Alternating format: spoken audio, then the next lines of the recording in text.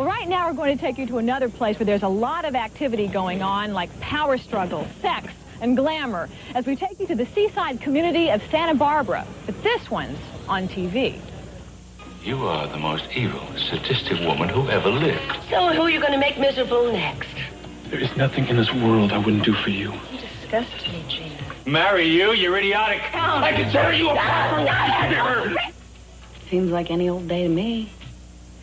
Now, how could all of that intrigue be happening in the peaceful seaside community of Santa Barbara? Well, actually, that's mild compared to everything else that goes on, because things really heat up here at NBC's Studio 11 in Burbank, where they tape one of the hottest soaps on daytime television. In its third season, Santa Barbara tells the tale of the Capwell and Lockridge families and all the lust, greed, murder, betrayal, and steamy affairs that come into their lives every day. So you can sleep during our honeymoon. I'll go out shopping. Just leave me your credit cards. With a colorful cast of characters and creative writing, Santa Barbara has added a new dimension to the tried and true soap formula: wit, sophistication, and humor. Oh, my goodness. You are a cold-hearted, blanket-snatching, sharp-tongued shrew. Oh, kiss me. I'll think about it. Keeping the passion pulsating is the job of creator and writer Jerome Dobson. That's the hardest part of the job, coming up with fresh ideas. It's easy when you have very complicated characters, and we try to make our characters as deep and complicated as we possibly can, because then the action and the stories flow from the characters, and that's what's really fun about writing. I don't know what you're talking about. Admit what? That I'm your daughter! Keeping the characters and their very complicated lives straight can require a scorecard. So if you've missed a few episodes, here's what's up. Sophia and the Cece characters had been married and had 3 children together. Sophia disappeared. I won't even get into why or how. But the whole story now is after a lot of problems and heartbreaks, that they are desperately in love and the only people that exist for each other. And we've gotten right down to our wedding day, and there's a villainess on the show. His name is Gina.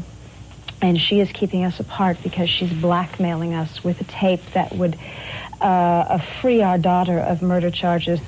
Well, I had an affair with my stepson, and then my husband kicked me out. I've been very angry about that ever since, and now I'm blackmailing him into remarrying me.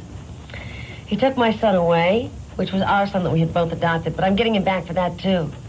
I once poisoned Mason.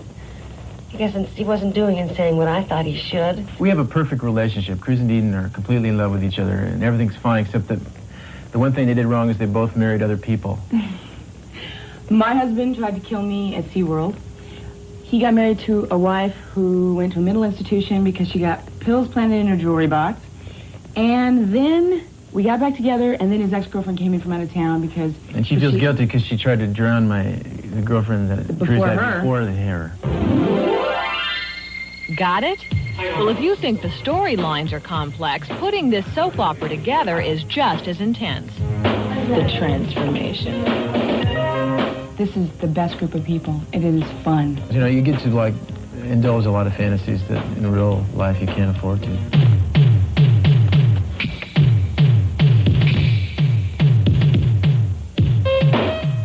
You never get a chance to do this at night, ever, to have the characters we have play at night. If you're playing 8 pages a night, maybe on a nighttime show, you get paid a lot more money, but I guarantee you we have more fun.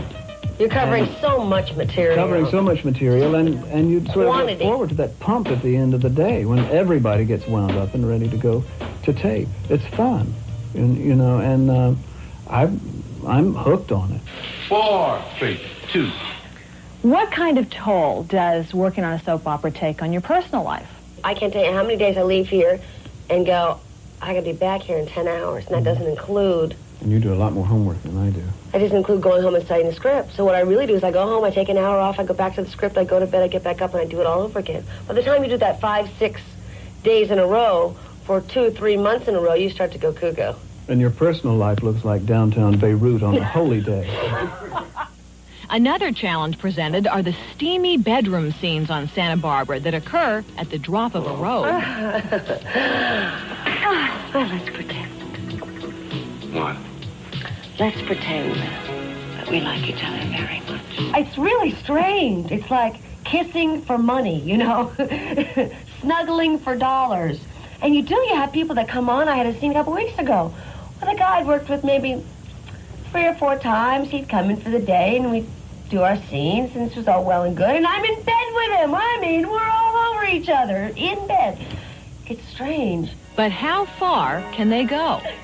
As far as we're concerned, the writers, there are very few limits. Scenes generally are sexier with people's clothes on than those naked scenes.